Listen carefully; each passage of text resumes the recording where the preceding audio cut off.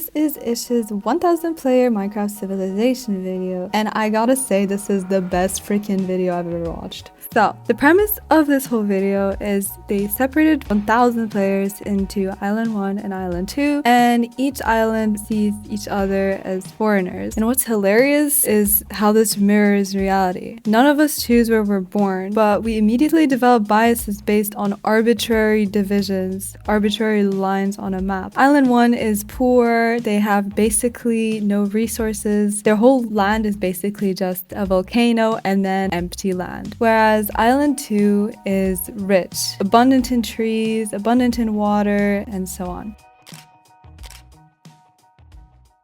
A natural conflict arises. Should the rich send aid to the poor? So enter Flux. He's skeptical. He was on the rich island and he believed that Island 1 would be the enemy because they made tons of propaganda saying that Island 2 needs to go down, and they were influenced by bitterness towards the rich. Flux believed that through giving aid to outsiders, it would make them stronger and eventually a threat. However, the other leaders argued that sending aid would actually strengthen their alliances, reduce conflict, and improve global reputation. Flux was even wrong, because when the border finally dropped, Island 2 did not want to start a war, and neither did Island 1. He was just overly cynical. So by being excessively distrustful, it can compromise peace. They held a vote, and the majority of leaders voted for sending aid. But Flux, driven by his ruthlessness and his fear against the other island, decided to assassinate the key leaders to consolidate his own power. And he does this through trapping his friend's house, Saps,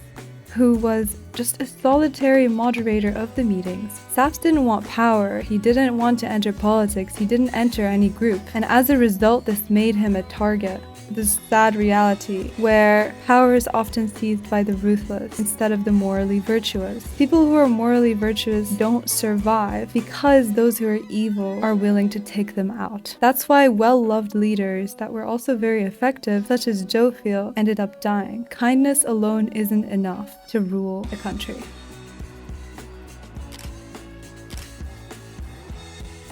The legal system had completely failed Saps as he went into trial trying to explain himself, trying to say that he was in fact innocent. However, he was still deemed guilty, which also reflects that the death penalty is extremely dangerous in real life as well, because innocents can be killed. Unfortunately, the system in this particular civilization was guilty until proven innocent, not innocent until proven guilty. Furthermore, there was no jury. A jury is like a larger group of people who can each contribute to ruling whether someone is guilty or innocent. And in this way, you can spread out the risk of there being biased opinions. However, in this system, it was one judge and Saps just had to defend himself. This meant that any person could just slip in and they could get bought off, they could secretly be in Flux's group, which is exactly what happened. And as a result, Saps was deemed guilty. Insufficient evidence and the risk of killing an innocent person, recovering the evidence later, is a horrible legal system, which is why the death penalty is not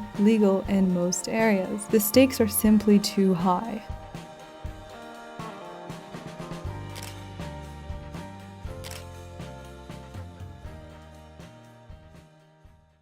Regarding leadership, the only leaders that were actually effective were Cass and Schpood. They were the ones who made it to the end. They were not killed. They were not assassinated. So how is that? What strategies did they employ? Well, both of them mutually had charisma. They also allowed their people to basically do what they wanted for the most part, and so their people were happy. Schpood was more chaotic. He gave entertainment to his people, he hyped them up, making them more of the fighting type. Initially, he was generous, giving people bread to win over their favor, whereas Cass was simply kind to her people and she hosted funerals, and so no one really harbored ill feelings towards her. It seemed that the more moral one of the two, who was Cass, had fewer assassination attempts compared to Schpood, because Schpood was just chaotic and his ethics were sometimes questionable. However, overall, he was also driven by justice, just the harsh Colosseum kind. Cass, on the other hand, created peaceful associations with her. She also didn't want war or conflict. She also wanted to send aid, and she was one of the few survivors. When attacks did come, she just wanted to protect her people and send them off instead of actually engaging in actual conflict. So there's a healthy balance. You should be popular, charismatic, but being strategic is also what keeps you in power, and you certainly can't be too nice or naive. So the next lesson is in the mineral conflict between Linguilini and Cynnika. On the volcano island, Linguilini discovered netherite beneath the volcano, and so he partnered with Cynnika, the queen of Infernus, who wanted to protect the land of the volcano in order to preserve the mineral for their people, and so they kept the netherite a secret. However, others soon found out, and instead of managing effective trade and defending their land, Linguilini was too generous and basically invited everyone to come and mine. So, in the real world, obviously minerals are very valuable. Withholding them entirely from other poorer civilizations would just risk conflict within the island. Hoarding the wealth selfishly, like multinational corporations such as Shell can do, can come at the expense of others and can foster resentment among the people. On the flip side, Cynnika wanted to preserve the volcano. She wanted to protect the land. Unregulated mining would devastate the land. It would ruin it, like forests being cut down. Both of them had good intentions, but they were conflicting. In the end, though, who was really right? Well,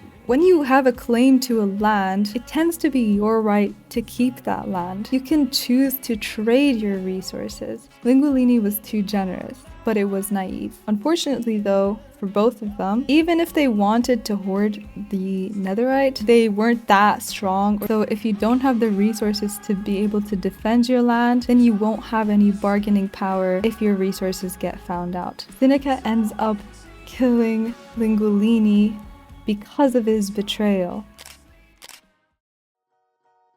These are just, the main points that I saw, the most interesting parts to me. I absolutely loved watching this. But the lessons to take away are that it's just quite silly that humans form groups so quickly and form biases so quickly, and their whole lives are basically strongly dictated just from where they're born. But yeah, thanks for listening, and goodbye!